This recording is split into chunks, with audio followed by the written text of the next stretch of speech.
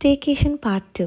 ഒരു രാത്രി ഇവിടെ കിടന്ന് ഉറങ്ങേണ്ടത് കൊണ്ട് തന്നെ അത്യാവശ്യം വേണ്ട സാധന സാമഗ്രികൾ എന്തിന് തലയണ വരെയായിട്ടാണ് ഞാൻ വന്നത്. കുട്ടികളില്ലാത്തതുകൊണ്ട് ഈ ടീച്ചേഴ്സൊക്കെ കുട്ടി മോഡാണ് കേട്ടോ. അങ്ങനെ ഇരിക്കുമ്പോൾ നമ്മൾ കുക്കിംഗ് ഏരിയയിലോട്ട് വന്നു. ഇവിടെ അത്യാവശ്യം കാര്യഗൗരവമുള്ളവരാണ് ഈ ഏരിയയിൽ നിന്നതും കുക്ക് ചെയ്തതും. കാരണം നമുക്ക് കഴിക്കണ്ടേ. എന്തിന് നമ്മുടെ റെസ്പെക്റ്റഡ് പ്രിൻസിപ്പൾ വരെയും ആ കുക്കിങ്ങിൽ പാർട്ടിസിപ്പേറ്റ് ചെയ്തു.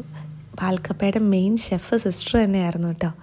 അങ്ങനെ ഇവിടെ കുറച്ച് മുഖങ്ങൾ മിസ്സായതുകൊണ്ടാണ് ഞാൻ അവരെ വീഡിയോയിൽ ഇൻക്ലൂഡ് ചെയ്തത്.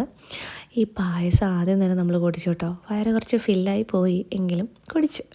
അടുത്ത ചെറിയൊരു ഡാൻസ് സെഷനൊക്കെ കഴിഞ്ഞിട്ട് നമ്മൾ ഫുഡ് കഴിക്കാൻ ക്യൂവിൽ നിൽക്കുവാണ്. എൻ്റെ പൊന്നോ, നല്ല ഗ്രാൻഡായിട്ടുള്ള ഫുഡായിരുന്നു കേട്ടോ. എല്ലാം ടീച്ചേഴ്സിൻ്റെ കോൺട്രിബ്യൂഷൻ ആയിരുന്നു.